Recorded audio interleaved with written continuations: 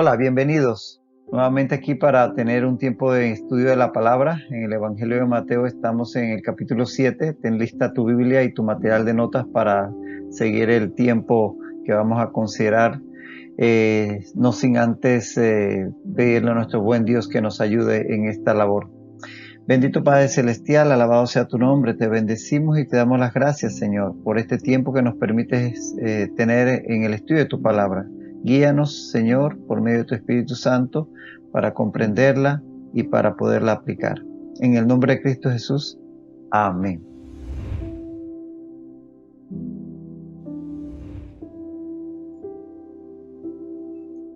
Estamos en Mateo 7, como decíamos, y ya estamos en el versículo 12, donde el Señor Jesús sigue enseñando. Aquí dice él, así que todas las cosas que queráis que los hombres hagan con vosotros, así también haced vosotros con ellos, porque esto es la ley y los profetas. El así que, con que inicia este versículo, conecta prácticamente todo lo anterior con lo que va a decir a continuación el Señor Jesucristo. Él está conectando todo lo que ha dicho anteriormente a través de todo este sermón que ya hemos estudiado bastante tiempo, con la idea final que va a estar dando a continuación. Entonces es como una partícula, es por lo tanto, de modo que, visto todo lo anterior, es decir, que cuando vemos esta expresión, así que es como quien dice, amarra todo lo que has visto anteriormente y únelo con lo que te voy a decir a continuación. Y es que él va a enunciar a continuación una regla, una norma, que nos permite saber cómo llegar realmente a cumplir con lo que habló anteriormente acerca del trato con los demás, que puede parecer a veces para uno confuso cómo lograr hacer eso de perdonar a mi enemigo, de poner la otra mejilla, de todas esas normas, cómo llegar a ponerlas en práctica. Entonces él viene a conectar todo lo anterior con lo que va a decir a continuación. Por eso usa la expresión así que. Y aquí dice, todas las cosas que queráis que los hombres hagan con vosotros, así también haced vosotros con ellos. Esta es la llamada regla de oro. La llamada regla de oro. ¿Por qué la regla de oro? Porque es la expresión máxima de la ética cristiana. Encierra en sí todo lo que ha venido enseñando. Aquí está la expresión condensada de todas estas normas de hacer el bien, de no hacer el mal, de devolver bien en lugar de mal, etcétera, etcétera. Es la expresión máxima de la ética cristiana. Y es que ante la duda, porque podemos estudiar todo el sermón y todo lo que él ha enseñado y todos estos oyentes están pendientes de lo que él ha dicho, pero puede ser que haya duda de cómo tratar a alguien, cómo puedo cumplir con todo esto. Bueno, solo debemos, ante esa duda, meditar en cómo quisiéramos que nos trataran a nosotros y hacer igual con la otra persona. Esa es la regla de oro. Prácticamente, ante cualquier duda de cómo tratar a los demás, sencillamente se resume todo lo que él ha enseñado en hacerlo como quisiéramos que nos trataran a nosotros mismos. Y esta es la llamada regla de oro. Ya ven por qué merece su nombre. Ahora bien, interesante, el hacer vosotros con ellos, este verbo, el verbo hacer, está conjugado aquí en el presente. Ya hemos enseñado en anteriores momentos que el presente en el griego no es como en el español, era un presente continuo. Lo más parecido que tenemos al español, en el español, perdón, al tiempo presente en el griego es el gerundio. Ya usted sabe, ¿no? Estoy caminando, estoy cantando, estoy comiendo, es esa expresión de una acción que se continúa en el tiempo. Bueno, así era el presente que llaman presente continuo en el griego, de tal manera que ese hacer es el verbo hacer, pero en tiempo presente continuo. Claro, ahí lo que estaría queriendo decir el Señor es, así también hagan y sigan haciendo ustedes con ellos. O sea, háganlo y síganlo haciendo igual. O sea, no es algo que haces en un momento, de una forma aislada, sino que se convierte en algo que vas haciendo día a día conforme vivas. Es decir, que es un estilo de vida prácticamente en lo que se convierte esta regla de oro. Que lo que hagamos a otros sea igual a lo que quisiéramos que hicieran con nosotros. Ahora bien, esta expresión, esta regla de oro, había sido en alguna manera enunciada por pensadores, filósofos, religiosos anteriores a Jesucristo, pero atención, la expresión que recogemos en todos estos anteriores a Jesucristo es una expresión muy inferior, porque no lo decía en el sentido que Jesús lo dijo, sino en un sentido negativo. Algo como esto: no hagas a otros lo que no quieras que te hagan a ti. ¿Nota la diferencia? No hagas a otros lo que no quieras que te hagan a ti, es decir, el no hacer el mal, no tanto el hacer el bien que Jesucristo denuncia. Así como lo hemos expresado, lo encontramos, por ejemplo, en Confucio, en el Mahabharata, está descrito que lo dijo. Los fariseos practicaban una filosofía parecida, encontramos en el libro de Tobías, un libro apócrifo, que no es parte del canon. En Tobías 4:16 hay una expresión similar. Rabinos judíos como Hillel, Samai, Eliezer, en algún momento en que fueron consultados para dar un fallo o un dictamen, enunciaron también una expresión como esta. Y en la carta de Aristeas, que es una carta que dirige uno de estos sabios judíos que fueron convocados a Alejandría por el rey Ptolomeo de Egipto para que tradujeran la escritura del hebreo al griego, en esa carta este sabio judío le responde a una pregunta del rey con esta misma expresión. Así que también lo encontramos ahí. Y filósofos grecolatinos también en algún momento se recogen frases que son muy similares, por ejemplo, Sócrates y Sócrates, Epicteto, Filón y los estoicos también expresaban ideas similares. Ahora bien, puesta así en este sentido más bien negativo de que no hagas a los demás el mal que no quieras para ti, es más bien una norma básica de conducta humana. Eh, y es que si no asumiéramos un precepto como este, de no estarle haciendo el mal a otros que no queramos para nosotros, la vida civilizada no sería posible. Sir Thomas Browne lo resumió muy lacónicamente en una frase. Dijo él, Sir Thomas Browne: cuando nos encontramos con alguien, no esperamos que nos mate. Es decir, uno no sale a la calle pensando que todo el mundo lo va a matar a uno. Obviamente existe la delincuencia y todo lo demás, pero en general, no vivimos pensando que todo el mundo nos está queriendo matar. Es decir, el punto es que si no estamos asumiendo el hecho de que la mayoría de gente no está haciéndonos, no quiere hacernos daño, la vida civilizada no sería posible. O sea que puesta en esta forma, como lo había enunciado anteriores a Jesucristo, es una forma que sencillamente es un principio de vida humana, es un principio legal más que espiritual.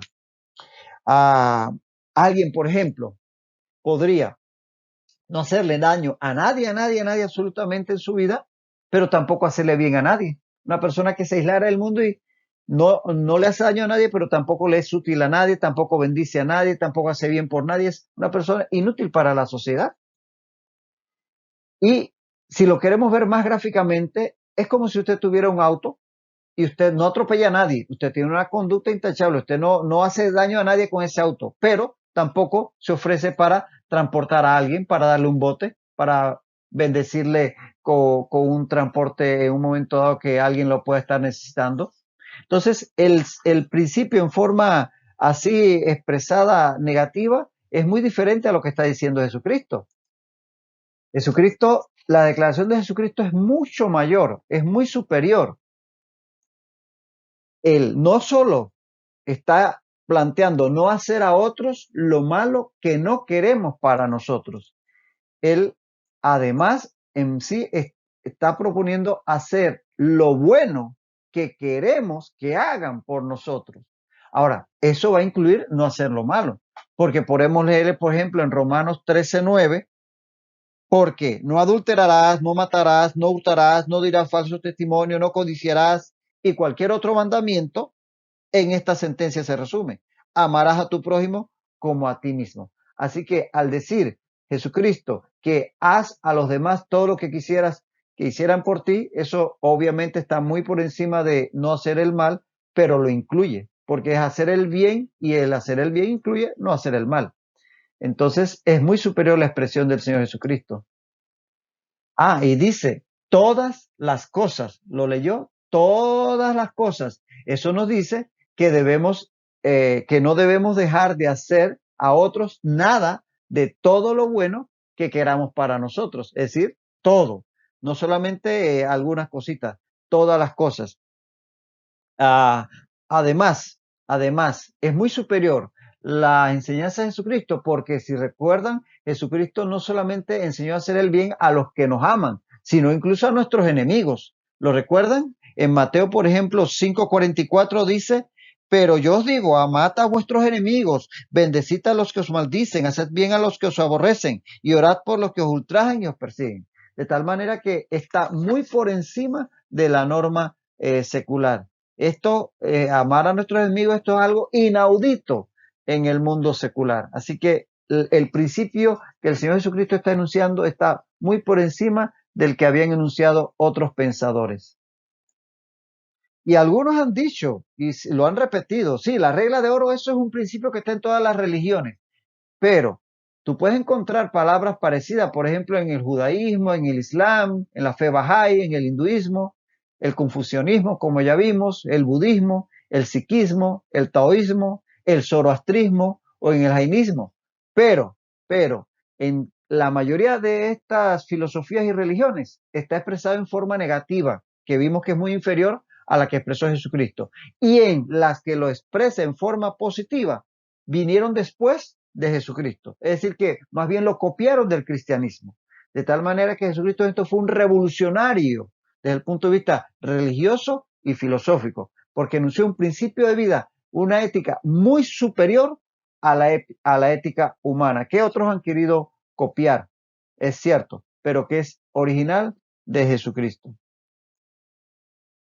Y en base a eso, a todo esto que acabamos de decir, podemos ver que los humanistas toman este principio enseñado por Jesucristo como base para la ética secular.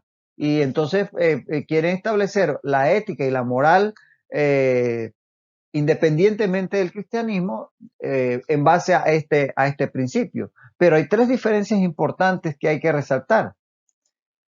Primero es que consideran que este principio es algo que el hombre puede cumplir por sus propias fuerzas, por sus propias capacidades, pero sabemos que esto no es posible.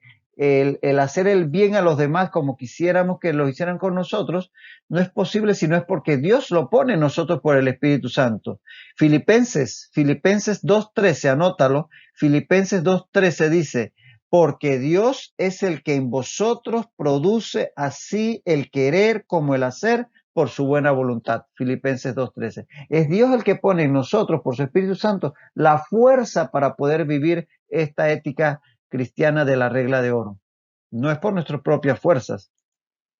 Además, a nivel secular, a nivel humano, ellos no relacionan el amar a los demás, a los hombres, a los seres humanos, con el amar a Dios. Y en realidad eso desconecta realmente la fuente de energía para poder tener este tipo de conducta.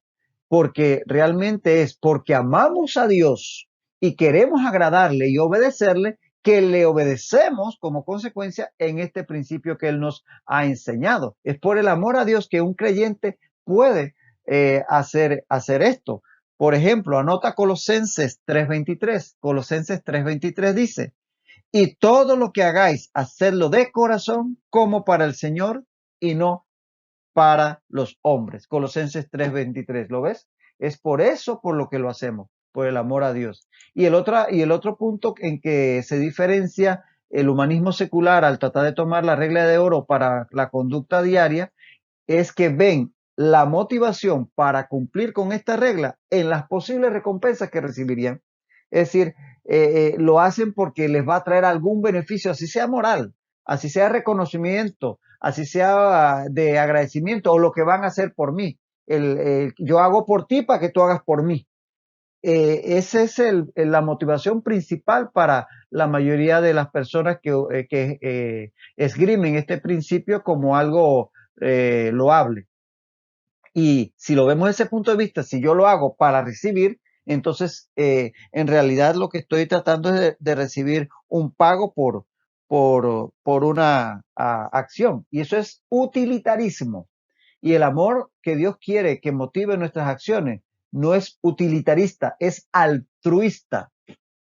O sea, que es porque yo deseo agradar a Dios y amar al prójimo sin esperar recibir. Lo dice Lucas.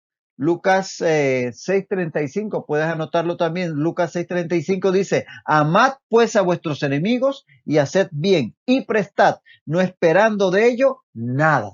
Es decir, que la regla de oro implica un alto nivel de altruismo. De hecho, el utilitarismo convertiría la regla de oro en la regla de oropel, porque realmente la desvirtúa al hacerlo por una ganancia secundaria. Y dice el Señor Jesús al final, porque esto es la ley y los profetas. Si cumplimos con la regla de oro en nuestro estilo de vida, estamos cumpliendo prácticamente con todo lo que dice la Escritura en cuanto a mi trato con el prójimo. Fíjate lo que dice la ley. Levítico 19:18. No te vengarás ni guardarás rencor a los hijos de tu pueblo, sino amarás a tu prójimo como a ti mismo, dice Dios. Y cuando Jesús fue interrogado por aquel escriba sobre el más grande mandamiento, eso está en Mateo 22, del 35 al 40, específicamente leemos en el 37, Jesús le dijo, amarás al Señor tu Dios con todo tu corazón, con toda tu alma y con toda tu mente. Este es el primero y grande mandamiento. Y el segundo es semejante, amarás a tu prójimo como a ti mismo. De estos dos mandamientos depende toda la ley y los profetas, dice el Señor. Y más adelante, Santiago en su carta recoge palabras más, palabras menos, el mismo principio. En Santiago 2:8 dice así, si en verdad cumplís la ley real, conforme a la escritura, amarás a tu prójimo como a ti mismo, bien hacéis. De tal manera que ahí se encierra prácticamente el cumplir con toda la ley, específicamente en cuanto a mi trato con los demás. Y es que si dividimos los 10 mandamientos, recuerdan la famosa tabla de Moisés, que Dios dio a Moisés, en los primeros 4 se cumplirían con amar a Dios sobre todas las cosas.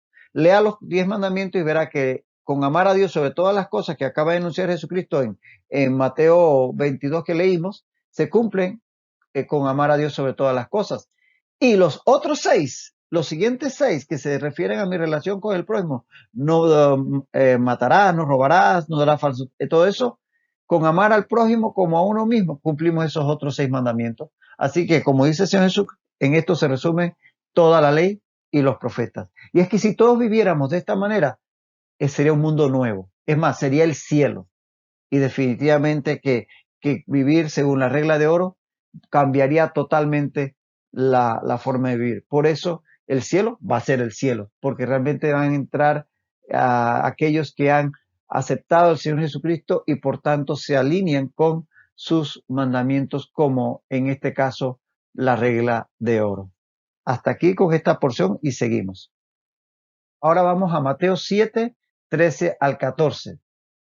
Sigue el Señor Jesucristo enseñando y dice ahora, entrad por la puerta estrecha, porque ancha es la puerta y espacioso el camino que lleva a la perdición, y muchos son los que entran por ella.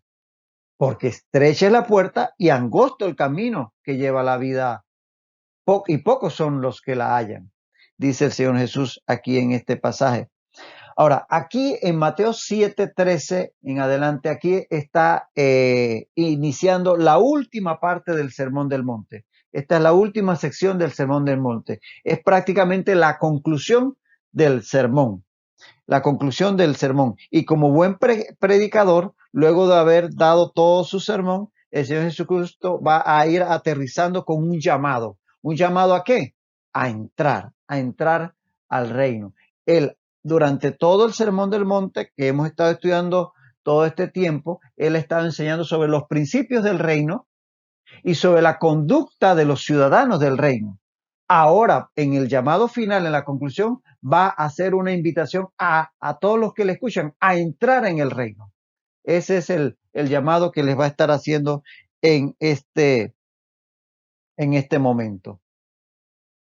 Dice, entrad por la puerta estrecha. Y lo primero que podemos destacar aquí es que el Señor Jesucristo anima a sus oyentes a entrar en el reino sin dorar la píldora, como decimos. Él no se va a poner a decirle que todo es bonito. De salida le dice, la puerta por donde tienen que entrar es estrecha. O sea, ya le está diciendo esto, miren lo que van a hacer. Y es que a lo largo de todo el sermón, él les ha declarado los altos estándares de comportamiento que se espera de los ciudadanos del reino, que pongan la otra mejilla, que vayan la milla extra, que perdonen a sus enemigos, que den sin esperar recibir, todo aquello. Son muy altos los estándares, o sea que realmente él no ha querido venderles un evangelio barato, como a veces se predica por allí, que tratan de ganar popularidad, algunos pseudo predicadores, haciendo ver que todo es color de rosa. Es más, tratan de vender rosas sin espinas, y sabemos que toda rosa tiene sus espinas. Él no está tratando de vender un evangelio barato, ni que pare de sufrir y ya, venga Cristo y todo se va a poner color de rosa, para nada. Es más, en Juan 13:33, dice, estas cosas os he hablado para que en mí tengáis paz. En el mundo, dice el Señor Jesucristo, tendréis aflicción. Eso es lo que te ofrezco. Pero confiar, les dice, yo he vencido al mundo. Es decir, sí es cierto, va a haber dificultad y todo eso, pero confíen en mí, yo los sostendré. De tal manera que importante llamar la atención de que Jesucristo no presenta un evangelio barato. Desde de salida les declara que le está ofreciendo la entrada al reino de los cielos, pero que eso implica ciertas restricciones, ciertas limitaciones, ciertas renuncias, ciertos sacrificios.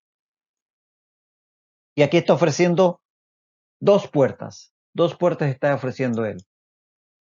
Y es que todos enfrentamos encrucijadas en la vida, donde hay que elegir entre dos opciones, o a veces más, pero aquí son dos. Se nos enfrenta la encrucijada de a qué me voy a dedicar, qué voy a estudiar, qué profesión, qué oficio. Se nos enfrenta la encrucijada de con quién me voy a casar. Muchas encrucijadas hay en la vida, pero la más importante de todas es aceptar o rechazar a Jesucristo. Esa es la decisión más importante que debe tomar todo ser humano. Es la más grande de las encrucijadas.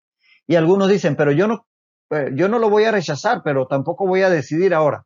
Bueno, el no decidir ya es en sí una decisión. Entonces, ciertamente es una encrucijada que todos debemos en un momento dado tomar nuestra propia decisión. Y fíjate que solo hay dos opciones, dos puertas. No hay una opción intermedia, no hay un tal purgatorio, de que me voy por aquí porque yo no soy tan malo, pero tampoco soy tan bueno, me voy por la tercera. No hay una tercera opción. O aceptamos la puerta ancha o la puerta estrecha. Y es una decisión personal, es una decisión personal. Fíjate lo que dice ahí. Entrad por la puerta estrecha. O sea que no es que te obliga el Señor Jesucristo a entrar. No, es una decisión que cada uno tiene que tomar. Es una decisión personal, entrar por la puerta estrecha que Él está aquí ofreciendo. De tal manera que es personal, es individual. Fíjate que hay muchos pasajes en la Biblia donde Dios le plantea al hombre que tome decisiones de este tipo. Deuteronomio 30:19 dice, a los cielos y a la tierra llamo por testigos hoy contra vosotros, que os he puesto delante la vida y la muerte, la bendición y la maldición. Escoge pues la vida para que vivas tú y tu descendencia. Y el famoso llamado de Josué, en Josué 24:15, dice Josué delante del pueblo, y si mal les parece servir a Jehová, escójanse hoy a quien sirvan. Si a los dioses a quienes sirvieron vuestros padres cuando estuvieron al otro lado del río, o a los dioses de los amorreos en cuya tierra habitan. Pero yo y mi casa serviremos a Jehová. Decisiones.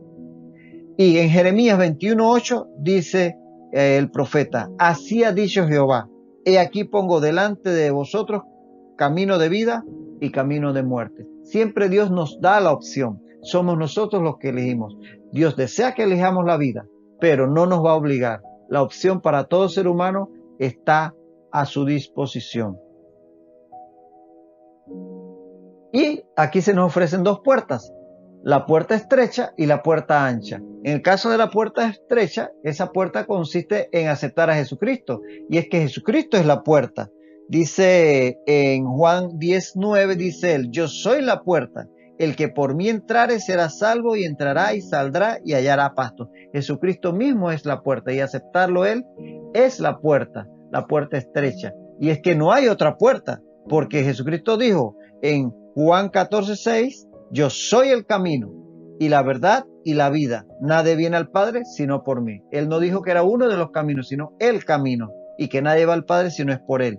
Y en Hechos 4:12, predicando Pedro, dice en Hechos 4:12, y en ningún otro hay salvación, porque no hay otro nombre bajo el cielo dado a los hombres en que podamos ser salvos. Obviamente el nombre de Jesucristo. Y Pablo enseña en 1 Timoteo 2:5, porque hay un solo Dios y un solo mediador entre Dios y los hombres, Jesucristo hombre. Así que no hay otra puerta. El camino, en el caso de la puerta estrecha, es el caminar en Cristo, es ese camino de aceptación. Si la puerta es la conversión, el caminar en Cristo es la santificación, ese proceso en el cual el Espíritu Santo, la palabra de Dios, nos va perfeccionando para parecernos más a la imagen del Hijo de Jesucristo. Estamos en ese camino de santificación, es el camino al que lleva la puerta estrecha, y el destino, la vida eterna. Sin embargo, en la puerta ancha vamos a tener que es el apegarse al mundo, rechazando la oferta de entrar por la puerta estrecha, pegándonos al mundo.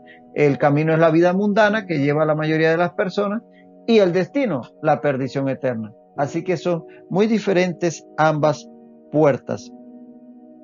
Fíjate que qué interesante lo del camino, porque anota los versículos que te voy a dar y verás que en la iglesia primitiva se llamaba al cristianismo el camino, y a los que practicaban y seguían a Jesucristo se les llamaba los del camino.